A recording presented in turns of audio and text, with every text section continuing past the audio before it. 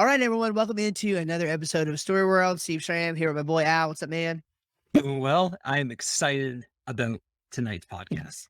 Oh, dude. I have too. I have too.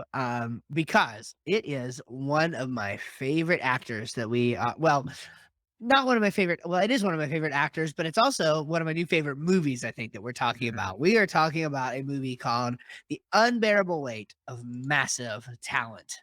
And boy, what a great amount of talent is in this thing. So for those of you who don't know, this is a movie starring the one and only Nick Cage as himself, Nick Cage. Who better to play Nick Cage than Nick Cage? I don't think there's anyone in the world who could do it. So just to kind of give the synopsis on what this movie is, I'm just reading it straight from good old Google. Unfulfilled and facing financial ruin, actor Nick Cage accepts a $1 million offer to attend a wealthy fan's birthday party. Things take a wildly unexpected turn when a CIA operative recruits Cage for an unusual mission. Taking on the role of a lifetime, he soon finds himself channeling his most iconic and beloved characters to save himself and his loved ones. Yes, yes. And I feel like, I feel like it doesn't even do it justice. I'll I just be was honest with just you. thinking the same exact thing. I was like, that sounds cool, but does it just does not sum up what the This movie is. this movie is so much more epic than that. In fact, So it much just more. it's so epic that it's just freaking wrong. It's a spit of that. It's so exciting, man. Okay. Oh man. Off the bat, we just gotta say, so Steve and I brought up the movie to Steve, and Steve kind of maybe it was on the last podcast. I forget if we were live or not. Maybe it was afterwards, but he said, "Hey, like, are you actually a Nick Cage fan, or are you like a Nick Cage fan because it's kind of weird to be?" I was like, "No, I actually do." So Right. this movie, I really think is geared towards Nick Cage fans. I Yeah. I would say that if you're a casual watcher of action movies or slightly comedy, you might find the movie okay. I really think that this movie, if you like Nick Cage, there is a very, very good chance that you will love this movie. Yeah. And if Nick Cage irritates you or you don't care for him or you're kind of iffy about him, you probably will not like it. It's just one of those things. Yeah. It's a the movie definitely has a target audience. Let's just put it that way. It definitely has a target audience, but one of the points that I actually wanted to make is that a lot of people who I think weren't in that hardcore like Nick Cage camp necessarily, and probably some who were as well. I saw a lot of people just looking at people's thoughts of the movie and everything after I watched it.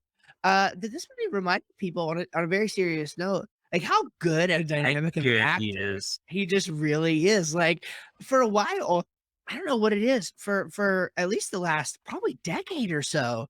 It's just been cool to like diss Nicolas Cage for some reason, kinda in the same way that it's, like, cool to diss Nickelback, I don't know if it's still cool Yes. to diss Nickelback, but it was for a while, Yeah, but I always thought that aside from the fact that I think some of their music is vulgar, unnecessarily so, I actually always thought that Nickelback was a really good band, and absolutely. I never really understood why people didn't like Nickelback other than just it It's Nick being fun is to diss I Nickelback.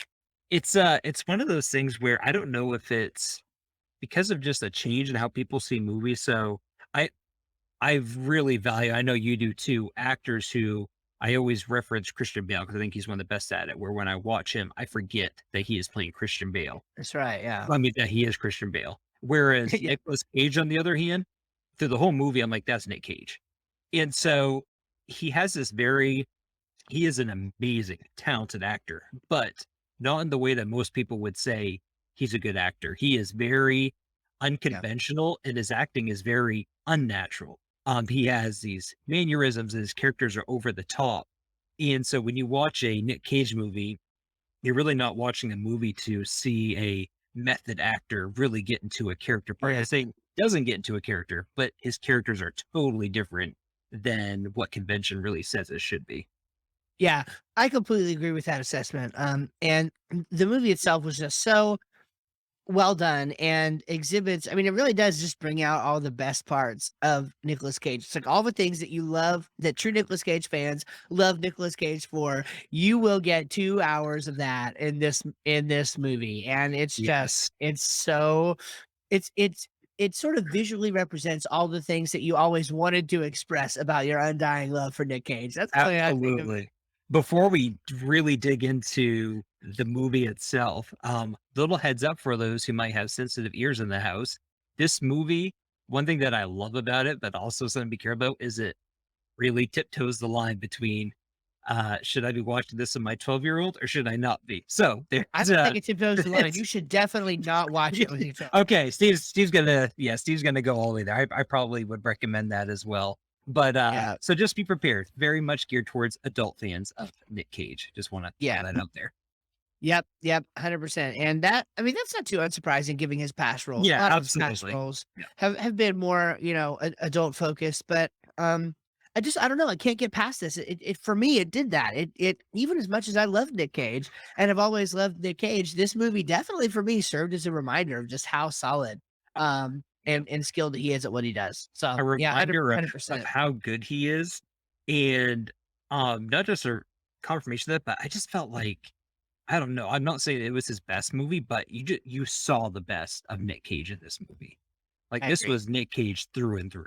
Anyway, so let's get to kind of the grid of it. So, what to expect when you get into this movie? I think this movie has so many things packed into one neat little box, but I would say the number one thing is uh comedy. Just so many laughs from Nick Cage himself to honestly Pascal too, his buddy in the movie.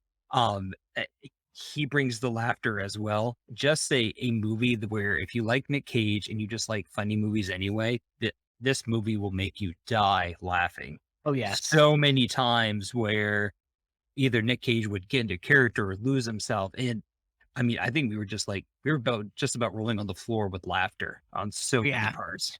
Yeah, we did a doubleheader that night between this and Space Cowboys. I thought Yes. I was gonna lose a lung or something, man. It was just It's it was crazy, and probably I think my favorite just thing about the movie. I mean, it's kind of like how Jesus is my favorite thing about the Bible because it has to be. Like my favorite thing about the movie, of course, is Nick Cage. So like that, you have to set that aside. But aside from that, my favorite thing about the movie is how like the other main character is a diehard Nick Cage fan, and so yeah. like it's like you are sort of almost identified with this other guy in the movie because they know that if you're watching this movie, you're probably a hardcore Nick Cage fan. And so you're just like, yes, I get this guy, you know? You know what? That's a really good point because a movie like this really could have gone with another direction where this guy brings him out there, to his mansion, and he doesn't like him, and he's trying to maybe ruin his career. So it could have gone a totally different Right. route. But the fact that one at the beginning, the intro, with the girl watching the Nick Cage movie, to the second main character there, Javi, l- love it, like literally the biggest Nick Cage fan in the world Yep. just reiterates the fact that this is a Nick Cage movie and Nick Cage freaking rocks. Yes. Yes. I Yeah. agree, man. Yeah, totally. And so it might seem like we really are kind of beating a dead horse. Sorry, I don't know if you're allowed to say it anymore. Whatever the Think you are. equivalent to that is. Um, You are. I'm giving okay, you permission. You can thank say you, it. thank you. But it really does come down to this movie is great because of Nick Cage. Like, yes, Mhm. it is a great comedy. There are other Yep. stuff. Pascal does a great job with his character. It's also a great action movie too. Like the plot itself is really good. Really cool, like twists and turns. But it really comes Yeah. down to this movie is amazing because of Nick Cage. Yeah. I mean, and it's like I wrote down in my notes a movie about Nicolas Cage being Nick Cage. I mean, what's not to love? I mean, it's just it's perfect. Oh yeah, and Um, I have here in my notes, and I kind of want to get your thoughts on this. As far as how much of a say, I don't even know if that's the right word. Do you think Nick Cage had into this movie? I don't even know who mm, directed it. I don't think it was Nick Cage, but like as far I as don't know. because he was really able to express himself in this movie. Like it is Nick Cage through and through. And I wonder if the director, really like in his writing, like brought that out, or if he really just kind of let Nick Cage take control a lot in developing certain aspects. I'm really curious about that. Yeah, that's a good question. We should look at that. I don't know. I mean, Probably should it's have. it's hard in one sense, I think it would be awfully hard for you to place limits, right, as a director Mhm. on the like, in one sense, it's almost like the director of this movie, his job should honestly be to make sure that Nick Cage is bringing out the best Nick Cage that Nick could possibly Oh, cage. yeah. You know what I'm saying? Like, I that's really remember what the movie I should be about. I remember when I first heard the title, "The Unbearable Weight of Massive Talent." I just thought no better person than Nick Cage. Like, no better Exactly. person. Is so good. Now, to kind of take a little serious thing here, because again, just try to apply this to yourself and whatever you're doing in life. Um, Nick Cage isn't someone who settled for, either method acting or trying to do things a certain way. He really is himself through and through in his Right. movies, and that shows. And I think that is really important that kind of growing up through, like when I was a kid or even a teenager, I copied a lot of different story ideas from other authors that I like Tolkien and other people. Um, but as you obviously step into, adulthood and really kind of wrap your mind around things, yeah, there are certain formulas that you can stick to make things work. But man, if you know that there's something different, like this is something that took a long time for me to realize, like within the last like 6 months, I want to say, is that you're unique in your own unique way. There's something different about you compared to other Yeah. people. And so really like find out what that is and latch onto it. Because even though Mhm. you may not think it's interesting, other people will. So yeah, just I think that's just really good Man, advice for whatever you're doing in life. are we the same person? I'm just really, like, wondering this. Well, Probably. There's a I 20% chance. well, I say because I don't think we've talked about this, but me and you, but honestly, I've recently come to the same realization. Me and my wife were just Mm, talking about it recently. that's fine. Um, and this might sound a little selfish, but hopefully you can apply it. Like I'm talking about myself because the context is me. Mm. And it's I do a lot of despite how introverted I am and how much I love just sitting in between these four walls Yeah, with the windows is yeah. down, the curtains as down as they will possibly go, and all of that. Um, I do a lot of sort of presentation stuff, like whether I'm teaching at church, publicly, or I'm doing a podcast, or I'm writing, or I'm doing a webinar, or a video interview, or just whatever. I do a lot of public facing stuff, and I certainly over the years, in different capacities, have tried to. I don't want to say necessarily copy, but I mean I've really tried to borrow heavily from elements of other people's thing, and it's Mhm. never really Yep. worked for me. And I just sort of recently had this. It's not like I could pinpoint what makes me different as a presenter or whatever, but like when I'm it's easy. I don't know if this is gonna make sense, but like when I'm being the most me in those capacities, Mhm. it's number one, it feels the best. I can feel the difference between when I'm being the most me and when I'm trying to be somebody else. Okay. I don't know how to explain it, but I can feel it. And whenever I am being the most me that I could be, I get comments from people about like how well it comes across or whatever. And again, I don't say that in a bragging way. I say that to be very much an encouragement that if you are someone who's going through this, like trying to figure out what your voice is, who you are in the world, like just make sure it's the most you as possible Yeah. because there's the information or whatever, like there's plenty of information and entertainment out there in the world. Like the world doesn't need just another whoever, Mm. right? The world what the world is missing right now is is your expression, the thoughts that you have about particular ideas, the entertainment that you can give, and the style of delivery that you have. And frankly, I mean, to bring it back around, I think that's probably what makes Nick Cage so interesting. Nobody like if somebody was trying to do Nick Cage, you would know and it would be terrible. Like you would know it Yeah. and it would be terrible. Right? The Nick only Cage is the person only one who can do it. the only person who obviously is not Nick Cage, but separate, but kind of a similar aspect is Johnny Depp, where his characters are very unique as well. Those are really That's kind of so true. it's and so, but it goes to listen, everyone is unique, everyone has their own thing. The one way that you can really set yourself apart though is by actually bringing that out. That's right. Out of For sure. the for every one Nick Cage, there are how many hundreds, probably even thousands of people who decide not to do that because either they are scared or they don't think they have something special about them.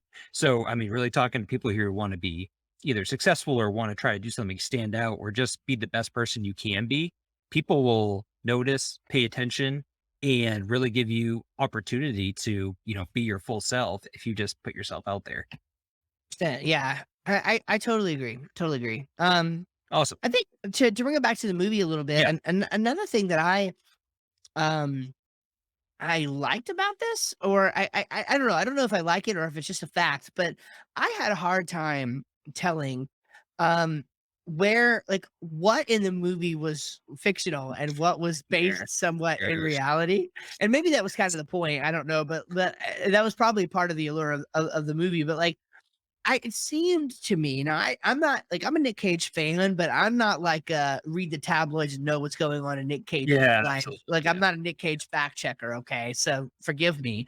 But it's like Forgive it. you know, um so I couldn't like when they made references to like spending tons of money or being like washed up in some way or whatever. Like I couldn't tell how much of that was based on things that had happened in real life or based on perceptions of him or just completely made up. And to be honest, there was probably a little bit of all of it, and it was probably Yeah. the point, but it was an interesting part of the movie for me.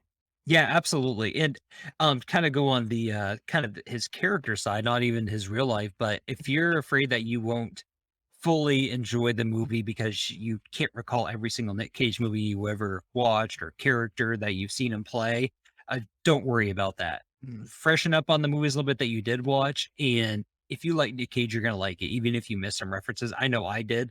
I got to go back, but after watching this, makes me want to go back and watch every single Nick Cage movie now. Like I'm so Oh, I know. at some Uh, point. But yeah, um, yeah. but yeah, like what Steve said, based on his real life, obviously he's had stuff go on, but yeah, you can watch this movie and just fully enjoy Nick Cage for what he is. Yep. Yeah. 100%. Um, One thing that I wanted to say, this movie has so many things, and I think one thing it does fantastically, I can't think of a better movie, at least from my personal opinion, is the buddy romance that's involved in this movie. It is Oh, yeah. incredible. It's incredible. So Yes, I between agree. oh man, between Nick Cage and in the movie Pascal plays Javi, his number one fan, and the way it just naturally develops into again spoilers, so just be prepared, develops into them thinking that they have to basically like end each other's lives to them realizing in that moment, like, no, I think they're yelling at each other, like, I love you. Well, I love you. And then they bond together. And then it's a great movie. Just look. So if you have a best bro out there, watch it with them. Trust me. Yeah, it's worth it. Yeah. The only other movie that that's coming to mind that maybe does this well. And I'll be honest, I haven't really even seen these. Is the Dumber and Dumber series? Would you consider those like a bromance sort of thing? I'm not sure if they like. I know they have like that buddy buddy aspect. I think it's Um, too silly to take it seriously as a, yeah, as a buddy movie. Yes, but I could be wrong. yeah. Well, I I mean, like the Jim Cage Carrey movie too. was pretty silly too. So, oh yeah, Jim Carrey is another. Another Yeah. character. Oh my gosh, just Yeah. amazing. Yeah, yeah, for sure. Okay. Well, the last thing I have to say about specifically about the movie personally is that I thought the ending, the way that they did it, worked out really well. And basically, again, spoiler alert, basically it's very meta. Mhm. The the entire time that this real life scenario is happening, they are talking about making a movie, and like as the movie that you're watching goes on, the movie that they're writing keeps on like taking on characteristics of what you're seeing happen. And then like basically the last one of the very last scenes of the movie, like this, I guess you might call it a climax or whatever, is where like in the movie that you're watching, like this big scene happens, and then like the resolution to that piece of the movie, it like switches and the characters change, and you can tell it's like the end of the actual movie that they made about the movie that you just watched. And they're watching they're in the movie theaters watching a screening of the movie that you just watched that they were making. And it was perfect. I thought that went so well. And I don't know if I can't remember exactly what the picture was, but one of the ending scenes, it might have been in the credits. It might have been like when the end credits were rolling. There's like a shot of a city, and like there's a big movie poster kind of in the background that's hard to see, but actually says the unbearable weight of massive talent on it. And I thought that was a neat touch. That's So, excellent. uh, I love yeah, too at the end where it switches to Nick Cage in the center seat of this huge theater and everyone stands and gives an ovation. He's like, "Oh, thank you. Thank you." It's just a perfect ending too. it was honestly like one of the most meta moments I've ever been a part of in my life, and it was absolutely amazing. I loved This it. is one of those movies you kind of said at the beginning, I'm saying it here at the end, is I don't know where it falls yet into kind of my top, but it is definitely one of my new favorite movies. Like this is a movie where I will definitely watch over and over again.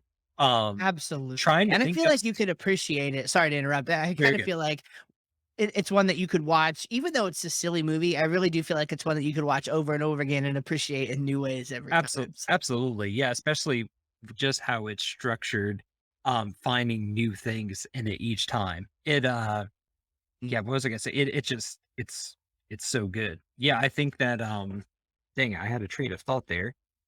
Anyway, sorry about that. I just no, derailed you're good. and No, you're good. Anyway, it is a fantastic movie. yep, 100%. Now, one of the things that, speaking of derailing our trains of thought, oh, by the way, that's a good movie too. Inside Out, the Disney Pixar movie. Have you seen that? I think it's my favorite Pixar movie. Yeah, yeah, I would agree. If Yep, it's your I would most agree. people when I mention that, they're like, "Oh, really? Okay." But dude, that movie brings me to tears every time I Yep, watch it. That yep, movie it is is. good. It's a and there's a lot of people who, like, like, really like, that's helped people with their mental health, like, it's really kinda Oh, interesting. absolutely. That's a Yeah, great movie. yeah, fantastic. So they talk about the train of thought in that movie. Anyway, so, I Um, almost derailed mine, but thank God I remember what I was gonna say. We were but hang on, you had an, so I don't wanna derail your new train of thought. Did you have a train of thought that you needed to say? there are a lot of freaking trains going on right now.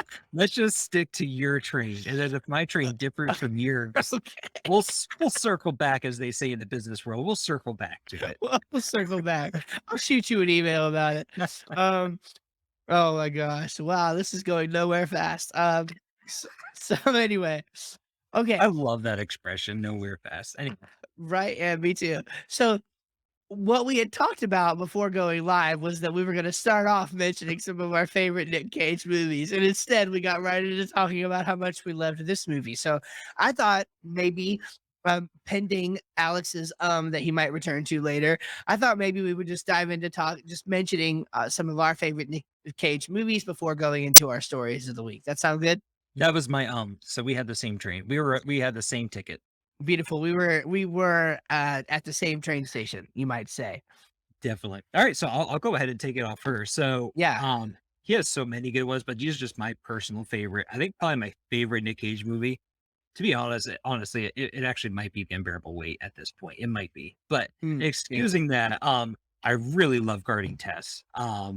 Yeah. Just a great movie. You see a lot of Nick Cage coming out as Nick Cage and just filling that character, and it's a very heartfelt movie. Really great one. Face Off, just an amazing, just action suspenseful movie. That's a great one. Gone in 60 Seconds. I've only actually seen that a couple times. I just remember Mm. watching it, really liking it. I need to revisit that one. One that I totally forgot about until I was looking up this stuff is The Family Man. If someone wants to see a little bit more of a kind of sentimental movie, that's a great one, and it's kind of known for being slightly a Christmas movie. But really great one if you like kind of sentimental things and seeing a little bit lesser Nick Cage. And then National Treasure. That movie is just it's just a fun movie. It's a fun Yep. movie. You can watch it with your kids. It's a great one. Movies I haven't seen yet, and I really need to, are Mandy and Pig. I need to see those. Like they're supposed to be amazing. And then Steve and I were talking beforehand. Even though I haven't seen it, Steve has. I wanted to give a shout out that he played in the Left Behind movie that came out in 2014. I just think that's incredible. Like that's just amazing. The only thing worse and better than a Left Behind movie is a Left Behind movie with Nick You Cage. said that perfect. It must be so bad, but so good. It's got to Yep. be like the best of both worlds. Yeah, and if you don't You are definitely not Christian enough if you don't get the joke about Left Behind, but anyway, it's we'll just leave it there. We'll just leave it right there. For Yes. me, my favorite, Nick Cage movies, would be Con Air. Mm. I'll just run through them quickly, but, Con Air, Guarding Test, National Treasure, and, Gone in 60 Seconds, I think would be some of my favorites. Why? We share 3 of them. Uh, Con Air, it it's just good. To me, I Mhm. don't know. Maybe I shouldn't think that, but to me, it's just a darn good story. And Yep. when I hear Trisha Yearwood, I can never remember if it's the Trisha Yearwood or the Leanne Rimes version. I think it's Trisha Yearwood.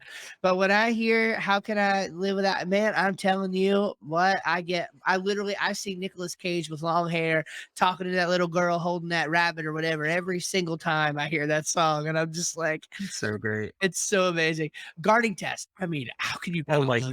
Guarding Test? It is We such need to watch good that one together sometime. the That's a great only thing the only thing about Guarding Test, and it is as obviously nobody's fault. It's just one of those things where associations get created in your mind and you can't help it. We were watching Guarding Test when we got the call that my grandfather had actually passed away in the hospital. Oh, And really? so like, yeah. So I do have that like little bit of negative association. I have a similar one with one of my favorite bands growing up was Sum 41. And I remember when he was really sick, um, going to the hospital to visit him and I was younger. And so like, I remember like I was listening to an album and I remember what it was. And so like every time a song from that album, like I hear it brings me back. But so obviously that just goes to the power of stories and how Mhm. associations get Absolutely. created. But other than that, Guarding Test is absolutely one of my favorite movies, and it's just to me that perfect blend of funny Nick Cage and serious. Like, yeah, this movie has some serious tones going on. National Treasure, dude, Just it so is fun. it is so fun. I am such a sucker for movies like that. I mean, honestly, and I don't know that I can think of a National Treasure-esque movie that does that better than Mhm. National Treasure does, and the Nicolas Cage of it all is great. I've seen the 2nd and 3rd ones, and I thought they were actually not that bad either. I mean, definitely not as good as the 1st, Mhm. but I didn't think they were bad, and those movies kind of, um, toe that line between, it's not real, but at the same time, the world is just crazy enough. It The world really is there just crazy enough you that get you it. could Yeah. see it, and it's real enough to be fun and bring up that sort of adventure And again, a in great you. family movie. Get those kids introduced to the good old Nick 100%. Cage. And Gone in 60 Seconds, I mean, Nick Cage and Fast Cars. I just don't understand how you couldn't possibly love that. Mhm. And So as Javi said, he did all his driving stunts in that. 100%. Yes, 100%. And I thought actually that's one I need to watch again because I forget the actual plot, but I do remember that it was great. So It was a good um, movie. Yeah, that absolutely. was a good one. All right, story of the week. Why don't you take it away first this time? Yeah, I will. So my story will be pretty simple. I am, I'm a fan of things that help me productivity wise and focus wise and whatever. And so I recently found this app that it would be an oversimplification to say, but it's basically a sound machine app. Um, that according to whatever, like again, I'm no expert here, but according to doctors and whatever, and there's research studies about this, it is music that is it's not really music, it's a soundscape is what it's called. And there's various soundscapes that they have created for sleep and for focus and for relaxation, etc., that supposedly uses even like heart rate data from the Apple Watch and information about like the weather, like it reacts differently based on if it's like cloudy outside, if it's raining, or if it's a sunny day. Also, depending on what time of the day it is. And so it kind of inputs all these factors and plays a continuous soundscape for you. Now, my wife hates it because she feels like it like never has a resolution. Me, I love it because it helps me focus. It's not it's kind of like listening to a movie score or something, except movie scores you can really get into them, and sometimes they actually like the focus gets drawn away from what you're working on into the score. The point of this is almost to forget that it's there. It's really just supposed to point you back into the work that you're doing. And so it's an app you can get. I paid for a year of it. It was like 50 something bucks for the year. And I can get it on my iPhone, my iPad, and my Mac. And so I always have it when I'm working and needing to focus or whatever. And it's great. Yeah. So it's called Endel, Endel. And, I love it. So it's helpful and it helps me focus. At least I feel like it does. And so maybe it's a placebo, but it's a good one. So All of these things that Steve does are just placebo effects, but they're working. absolutely. So are they placebos? Hmm.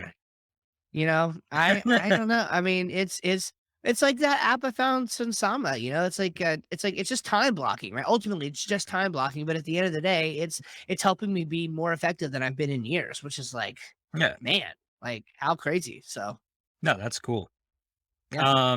So my story of the week is something that Steve is actually much more involved in than me, and he's kind of introduced it to me, so I thank him for that. But the Naked Bible podcast, for anyone not familiar, probably would only pertain to people who are Christian. But if you just have any interest at all and just kind of some stuff you've heard from your Christian buddies or kind of wondering some things, I definitely recommend it for Christians. But I guess it could be for anyone.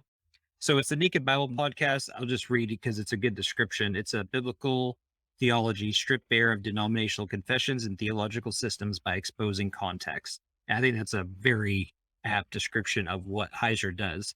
And basically, he Mhm. takes religion out of it. He takes things that you've always assumed to be true or right, and he really digs down into issues. The first one, just getting through the podcast, was about baptism. I think it was 7 10-minute episodes dedicated just to everything that we think about baptism and how it might not necessarily be what we thought and how it relates to stuff in the Old Testament, and just fantastic. And I'm sure I'll get to things that I disagree with him on, but for the most part, just really great at just getting down to the core issue on what the Bible is talking about, and stripping away the past 2,000 years of what we've kind of Yeah. assembled in our minds of what things are. I don't know. I'm sure you have something to add to that too, Steve. I just know that you're a big fan of that too, and you introduced me to him. Oh, yeah. I'll tell you. um, Mike Kaiser is I owe a lot to him. He actually right now he's going through cancer. So if you're the Mm. praying kind, pray for him. He's got oh, why can I not remember what kind of cancer? It might be pancreatic cancer. I can't remember, which is pretty common. Um, but anyway, so he's going through that right now, going through chemotherapy. He actually just released a paid online community to help with the continuity of his content and stuff, and I joined Mhm. it right away. $10 a month. You get private Q&As and all this stuff. Neat. Anyway, Dr. Heiser is a way that if you're still listening to this and you're not like a Christian and you're like, well, this doesn't seem to apply to me. Um, it actually might. So he's got a YouTube channel. He's got a couple YouTube channels, but he's got one that's not necessarily just for Christians. It's called Fringe Pop 321. Mm. And they've got 34,000 subscribers. And it's kind of like a YouTube-esque version of something like Ripley's Believe It or Not or Unsolved Mysteries or something like that. But it's like usually, 10 to somewhere around 10 to 20-minute episodes, depending, sometimes a little longer, sometimes a little less. And it's him talking through a lot of the weird stuff. And you'll get it as soon as you see the channel. And so it's sort of a low barrier to entry way, especially if you're not into the Bible stuff, sort of a low barrier entry way to like get used to this guy. It's really cool because he's not afraid to go to the dark reaches, so to speak, of um of people who are into like the alien stuff and like the fringe stuff, because believe it or not, those are people who he has found to be like more receptive to spirituality and to the reality of the fact that the world is not reducible to physicalism and Mhm. materialism. And so again, Dr. Heiser is a credentialed like ancient Near Eastern Semitics scholar. He knows multiple languages, he teaches multiple language. I mean, he's the real deal. Is And yeah, he's able to really simplify concepts, and he's one of those guys that it's like he's so smart that, in my humble opinion, he should not be dismissed for his values, for his convictions, for his beliefs. Like, he's smart enough that he deserves to be sort of heard out. And so a lot of people who stumble upon his work, there are a lot of people who become Christians as a result of his work, because it's like what he teaches about the Bible finally puts together pieces of the puzzle for them that they had always wondered about, but it didn't, they weren't hearing in church on Sunday morning, and so lost interest. And that's not to say that he's making stuff up. He's very much not. In fact, he'll tell you, but that's like the big secret of Mike. Like, there are some ideas that get associated with him because he's popularized them, but he's a his knowledge base of resources is like almost as long as the books that he writes, and so it's like you can what's there's a statement that I'm still trying to figure out the best way to say this. So, like, I'm just gonna, this is story of the week time. We got just a few minutes here. So, Oh yeah, we're good. so one of the big things that his work focuses around is, what he calls the divine council worldview. He at other times calls it the Deuteronomy 32 worldview, referencing Deuteronomy chapter 32 in the Bible, and it's all talking about the same thing. And the event that a lot of the stuff centers around, or at least one of the big events that it centers around is um it's Genesis 6 in the Bible, where you've got this idea of the sons of God and the daughters of men, and there were giants in the earth, and it's like, you know, The passage of demon scripture that you don't hear your pastor read too often. yeah, yeah, that's exactly right. And so it's and if you do hear them talk about it, a lot of times it's like sanitized, and it's not really reflective of what happens in the biblical account. And so I'm going to try to say this in the most concise way I can, although so far I'm not doing a very good job, and I'm still trying to refine this. But what he's teaching, if you look at the source material behind it, is um virtually undeniable, okay? And, again, it's not there's not many things that you can sort of say that about. It's like I wish I could get people to understand, even as crazy as it might sound, like, the biblical, and just to kind of simplify this a little bit, Genesis 6 verses 1 through 4, it's obviously a very short passage of scripture. It's only 4 verses. But a lot of, like, the central ideas that he talks about come back to those 4 verses, but those 4 verses are referencing something that is well, well, abundantly attested to, as much as you can, as much as it basically can be, considering thousands of year old documents. It's attesting to events and scenarios that are, again, well attested to in other sources. And even if you look into the New Testament, two New Testament writers, Peter and Jude, reference back to these same things. And so you have people, because of how weird this passage of scripture, Genesis 6, 1 through 4, and others, like, it sounds really, really weird. And so they try to sort of, sanitize them and make them a little bit more palatable. And there's another book called Fallen by Tim Chafee, who is probably even more conservative theologically.